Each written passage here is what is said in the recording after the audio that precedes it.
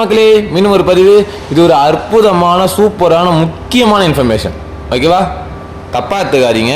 கொஞ்சம் இது awareness video தான். ஸோ அதனால் ஃபுல்லாக கேளுங்க. கம்ப்ளைண்ட் கொடுத்தா இம்மீடியட்டாக உங்களுக்கு காசு வரப்போகுது.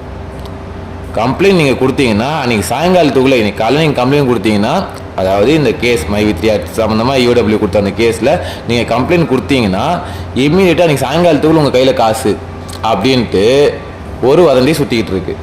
இது எந்த மாதிரி கொண்டு போயிருக்காங்க அப்படின்னா, இது வதந்தி தான். ஓகேவா? இப்போ சொல்லிடுறது வதந்தி தான்.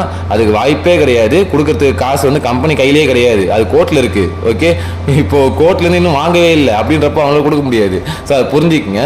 ஸோ கம்ப்ளைண்ட் கொடுக்க வந்தவங்களுக்கு, அதாவது இது வந்து நம்மளுக்கு சொன்னாங்க, நேற்று ஃபோன் பண்ணி கேட்கும்போது இது இப்படி இல்லாமலா வதந்தி கிளப்பி விடுவானுங்க அப்படின்ட்டு யோசிச்சுட்டு இருந்தேன். பட் இருந்தாலும் இந்த கேஸை பொறுத்த வரைக்கும் எப்படி வேணால் கிளப்புவானுங்க நம்மளுக்கு தெரியும்.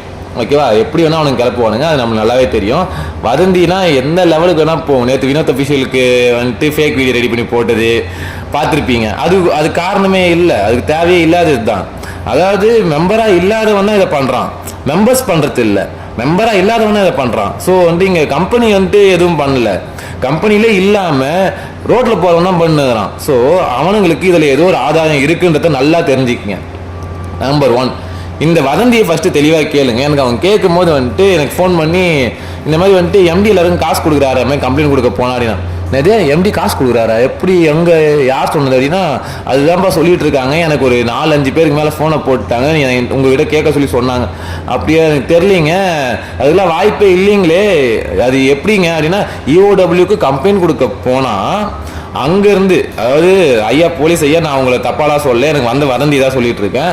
அதாவது இஓடபிள்யூ கம்ப்ளைண்ட் கொடுக்க போனால் அங்கேருந்து போலீஸ் வந்துட்டு எம்டிக்கு டைரெக்டாக ஃபோன் பண்ணுறாங்களாம். அதாவது எம்டிக்கு டைரெக்டாக ஃபோனை போட்டு அவரு வந்துட்டு மீட் பண்ணி அங்கேருந்து நீங்கள் அவர்கிட்ட காசே வாங்கிக்கல, நீங்கள் கம்ப்ளைண்ட்லாம் கொடுக்க தேவையில்லை அப்படின்ட்டு ஒரு வதந்தி. இது வாய் வார்த்தை. இந்த வதந்தி நீங்கள் எத்தனை பேர் கேள்விப்பட்டிருக்கீங்கன்னு ஃபஸ்ட்டு சொல்லுங்கள். ஏன்னா இது வந்துட்டு திருவாரூர் மாவட்டத்தில் இந்த வதந்தி கிளம்பிட்டு இருக்கு. ஓகேவா? எனக்கு வந்து நேற்று சொன்னது திருவாரூர் மாவட்டத்தில் தான். இதை நான் அதுக்கப்புறம் வேறு யாரும் எனக்கு சொல்லலை. இருந்தாலும் இது வந்துட்டு சொல்லியே தீரணுன்றதுக்காக சொல்லிகிட்டு இருக்கேன் இப்போது. ஏன்னா தெரிஞ்சே ஆகணும். இதில் நிறைய உள்கூத்து இருக்குது. கம்பெனியில் இல்லாதவனுங்க நிறைய சித்து விளையாட்டு பண்ணுறானுங்க. தயவு செய்து ஏமாறாதீங்க. இதில் முடியாதுன்றதுக்கான காரணங்களே நான் உங்களுக்கு சொல்கிறேன். ஒரு வேளை எம்டி அந்த மாதிரி கொடுக்குற மாதிரி இருந்ததுன்னா அது சாட்சிகளை கலைக்கிறதா அர்த்தம். ஓகேவா? கோர்ட்டோட ரூல்ஸை டைரெக்டாக மீறுறாருன்னு அர்த்தம். புரியுதுங்களா? இஓடபிள்யூ அப்படி தொட நிற்க மாட்டாங்க. எந்த நிறுவனம் வேணா இருக்கட்டும், இஓடபிள்யூ அந்த மாதிரி தொட நிற்க மாட்டாங்க. கோர்ட்டுக்குன்னு வந்த ஒரு கேஸை, புகார் கொடுங்கன்னு சொல்லி வந்த ஒரு கேஸை நீங்கள் வந்துட்டு போய் காம்ப்ரமைஸ் பேசுங்கன்னு சொல்லிட்டு இஓடபிள்யூ சொல்ல மாட்டாங்க கண்டிப்பாக. ஓகே, அவங்களுக்கு அது வேலை கிடையாது. நீங்கள் போய் அவர்கிட்ட போய் காசு வாங்கன்னு சொல்ல முடியாது. அதுக்கப்புறம் முக்கியமான விஷயம், கம்பெனி அக்கௌண்ட்டில் இருக்க வேண்டிய எல்லா காசும் கம்பெனி அக்கௌண்ட்டில் தான் இருக்குது. ஆனால் அந்த அக்கௌண்ட்டு கோர்ட்டில் இருக்குது, எம்டியால் யூஸ் பண்ண முடியாது. ஓகே, சரண்டரில் இருக்குது, மொத்த ப்ராப்பர்ட்டி சரண்டரில் இருக்குது.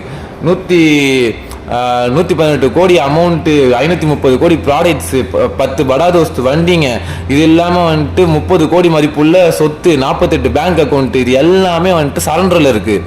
எம்டி கிட்ட காசு கிடையாதுங்க கொடுக்கறதுக்கு. இப்போது எல்லாம் ரிட்டர்ன் வந்தால் தான் உண்டு. ஓகே, ஸோ இது வந்துட்டு முழுக்க சித்தரிக்கப்பட்டது. இப்போ எம்டி வந்துட்டு அடுத்து பெயில் ரிலாக்ஸேஷனுக்காக அப்ளை பண்ணியிருக்காங்க. ஸோ அதை உடைக்கிறதுக்காக, அதுக்குள்ளே எதனா ஒரு கேஸை போடணுன்றதுக்காக மட்டுமே சித்தரிக்கப்பட்ட ஒரு விஷயம் இது.